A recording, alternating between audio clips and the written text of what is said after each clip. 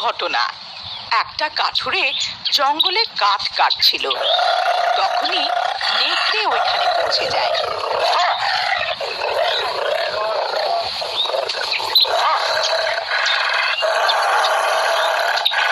ওই কাঠুরেটা ওই নেকড়েকে দেখে ভয় পেয়ে যায়। আরে মরে গেলাম রে, এই ধূর্ত নেকড়েটা কোথায় থেকে এসে গেল? এখন কি করি? এ তো আমাকে কাঁচা খেয়ে যাবে। এই নেকড়ে, চল পালা এখান থেকে, পালা।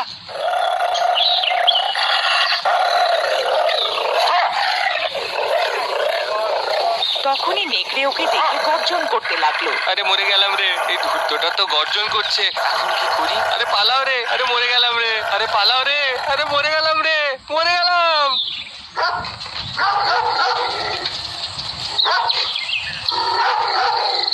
তারপর সে পালাতে লাগে। তখনই সে নেকড়েও তার পিছু ধরে। তারপর জেঠালাল দৌড়তে দৌড়তে মাটিতে পড়ে যায়। আরে মরে গেলাম রে, হায় রে, আমার তো পা ভেঙে গেল। তখনই সে নেকড়েও ওখানে পৌঁছে যায় আর জেঠালালের পায়ে কামড়ে দেয়। আরে মরে গেলাম রে, হায় রে, আরে নেকড়ে তো ধ্বংস, আমার পাটাই খেয়ে নিল। হায় রে, হায় রে, আহ আহ আহ।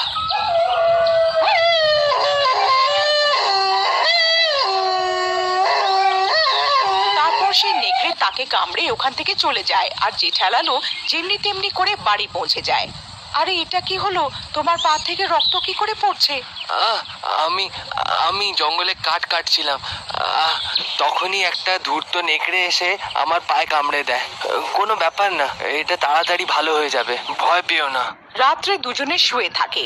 তখনই জেঠালালের ওপরে নেকড়ের কামড়ানোর ফল দেখা দেয়। সে অদ্ভুত অদ্ভুত আওয়াজ বের করতে লাগে।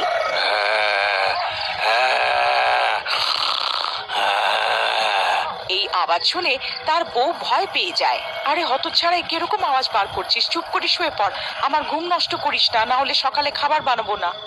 তখনই জেঠালাল অর্ধেক নেকড়ে হয়ে যায়।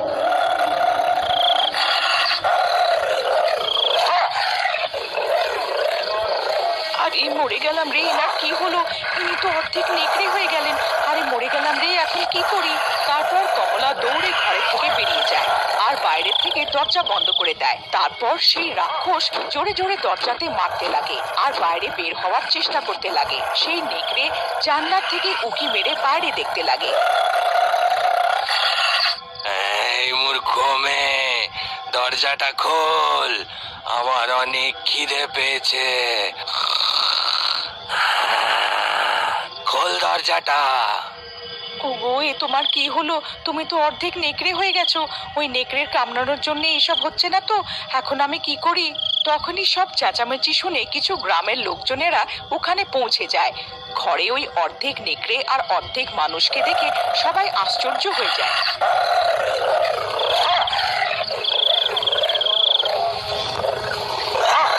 আরে বাপ রে, এটা কি রে বাবা? এটা কোন জন্তু ঘরে পুষে রেখেছো কমলা বোন তুমি? আরে বোকা, এটা কোনো জন্তু না, ইনি আমার বর। আজ সকালে জঙ্গল কোনো নেকড়ে এনাকে কামড়ে দিয়েছিল, যার জন্য ইনি অর্ধেক নেকড়ে হয়ে গেছেন। আরে জেঠা ভাই, কি হলো? তুমি গর্জন করছো কেন?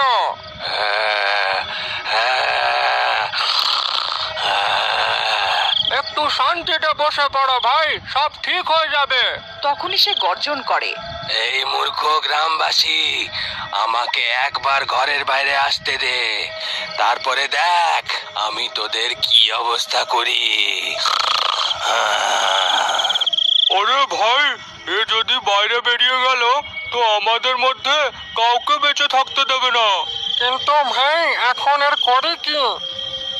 ভাই, যতক্ষণ আমরা একে ঠিক করার উপায় না খুঁজে পাই, একে এখানেই বন্ধ করে রাখতে হবে।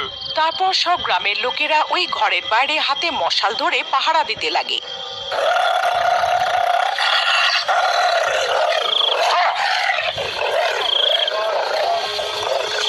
এইভাবে পুরো রাত কেটে যায়। তারপর সকাল হতেই জেঠালাল ঠিক হয়ে যায়।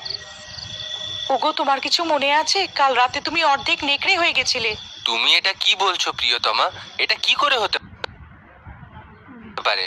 আমি ঠিক বলছি গো, তুমি রাত হতেই নেকড়ে হয়ে গেছিলে। তোমার গর্জনের আওয়াজ শুনে গ্রামবাসীরা বাড়ির বাইরে জমা হয়েছিল। এইসব শুনে জেঠালাল আশ্চর্য আর ব্যস্ত হয়ে যায়। আবার রাত হতেই আজকে তোমাকে দড়ি দিয়ে বাঁধতেই হবে। যদি তুমি কালকের মতো নেকড়ে হয়ে যাও তো আমার বিপদ এসে যাবে। তোমার মাথা খারাপ হয়ে যায়নি তো? আমি কোনো জঙ্গলি জানোয়ার নাকি যে তুমি আমাকে ঘরের মধ্যে বেঁধে রাখতে চাও? আমি আমাকে বাঁধতে দেব না। ওগো না না, এটা তুমি কি বলছো? শোনো না, এমনিতেও রাত হয়ে গেছে, তুমি কখনো নেকড়ে হয়ে যেতে পারো। দয়া করে আমার কথা শুনে নাও। আরে চল পালা, অনেক এসেছে আমাকে বাঁধতে। তখন কিছু গ্রামের লোকেরা ওখানে পৌঁছে যায়। মারো মারো, আজকে এই নেকড়েটাকে ছাড়া যাবে না, আজকে একে প্রাণে মেরেই ছাড়বো। আরে মরে গেলাম রে, এই ধূর্তটা তো সব গ্রামবাসীদের আমার প্রাণ নেওয়ার জন্য ডেকে রেখেছে। এখন কি করি? এরা তো আমাকে প্রাণে মারতে চায়। না গো, তুমি ভুল ভাবছো, আমি এই গ্রামবাসীদের ডাকিনি। তারপর সব গ্রামবাসী ওদের ঘরে ঢুকে যায়। তখনই কমলা জেঠালালের সামনে এসে দাঁড়িয়ে পড়ে। কমলা বোন, তুমি সামনের থেকে সরে যাও, আজকে আমরা এই রাক্ষসকে ছাড়বো না। এ আবার যদি নেকড়ে হয়ে যায় তো আমাদের বিপত্তি হয়ে যাবে। না না, আমি তোমাদের এমন কিছুই করতে দেব না। সাবধান, কেউ যদি সামনে আসার চেষ্টাও করেছো তো শোনো গো, তুমি এখান থেকে পালাও, না হলে গ্রামবাসীরা তোমাকে মেরে দেবে। তারপর জেঠালাল ওখান থেকে পালায়।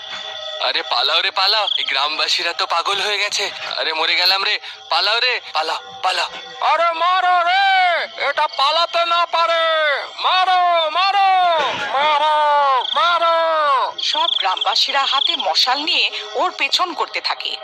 আজকে একে জীবিত রাখবো না, মারো মারো। তখন দৌড়াতে দৌড়াতে সবাই জঙ্গলে পৌঁছে যায়। জেঠালাল পালিয়ে কোনো ঝোপঝাড়ে লুকিয়ে পড়ে। সব গ্রামের লোকেরা জঙ্গলের মাঝামাঝি পৌঁছে যায়। ভয়ে সবার অবস্থা খারাপ হয়ে যায়। আরে মরে গেলাম রে, এই ধূর্তটা কোথায় গিয়ে লুকিয়ে পড়লো? এখন কি করা যাক ভাইরা? তখনই ঝোপের মধ্যে থেকে কারো গর্জনের আওয়াজ আসে।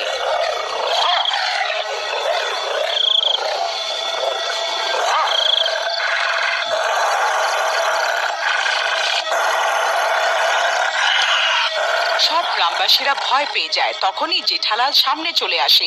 ও সেই রাক্ষস হয়ে গিয়ে থাকে। আরে মরে গেলাম রে, এই হতচ্ছাড়া তো রাক্ষস হয়ে গেছে। ভাইরা তাড়াতাড়ি এখান থেকে পালাও, না হলে আজকে কারোর রক্ষে নেই।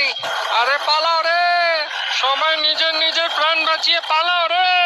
তারপর সব গ্রামবাসীরা ওখান থেকে পালাতে শুরু করে। আরে পালাও রে, এ তো নরভক্ষী হয়ে গেছে। এ ধূর্তটা আমাদের রক্ত পিপাসু হয়ে গেছে।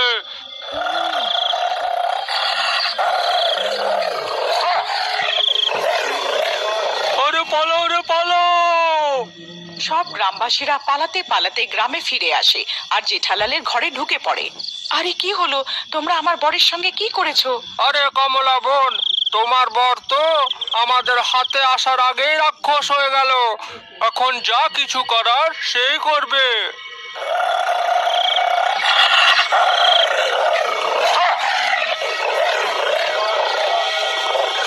তখন সেই রাক্ষস ওদের পেছন ধরে ওখানে চলে আসে।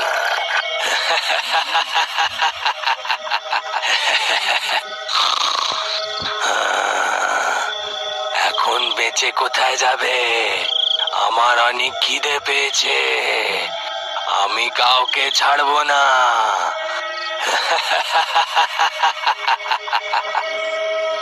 আরে দাঁড়াও, এমন করো না। দেখো এই ছবিটা, আমি তোমার বউ আর তুমি আমার বর। তোমার কি কিছুই মনে নেই? তারপর সেই ছবিটাকে দেখে ওই রাক্ষসটা এক মুহূর্তের জন্য ওখানেই দাঁড়িয়ে যায়। তখনই ওইখানে এক মহাপুরুষ এসে যান আর ওই রাক্ষসের গলায় একটা মালা পরিয়ে দেন। যেই মালা ওর গলায় আসে, জেঠালালের উপর থেকে রাক্ষসের ছায়া সরতে থাকে আর দেখতে দেখতে সে ভালো হয়ে যায়। আরে তুমি তো ভালো হয়ে গেলে মহামণি, আপনার অশেষ ধন্যবাদ। দেখো বৎস, যতক্ষণ এর গলায় এই মালা থাকবে এ ভালো থাকবে। তোমাদের এই কথাটাই খেয়াল রাখতে হবে যে সে রাত হওয়ার আগে এই মালাটা গলায় পড়ে নেয়, না হলে অনর্থ হয়ে যাবে। মহামুনি, আপনার অশেষ ধন্যবাদ। তাহলে আমি কি সারা জীবন এমনিই থাকবো? এই অভিশাপের কোনো উপায় নেই কি? দেখো বৎস, যতক্ষণ এই অভিশাপ কাটানোর কোনো রাস্তা না বের করে নি ততক্ষণ তুমি এই মালা সঙ্গেই রাখবে। আমি শীঘ্র কোনো উপায় বের করব। এই বলে সে মহামুনি আর সব গ্রামবাসীরা ওখান থেকে চলে যায়। আবার কিছুদিন পরে এক চোর ওদের জানলা থেকে উঁকি মারে। ওই মালা দেখে সেই চোরের চোখ ধাঁধিয়ে যায়। আরে বা বা বা, এ তো বেশ দামি মালা মনে হচ্ছে। আজকে তো মজাই এসে গেল।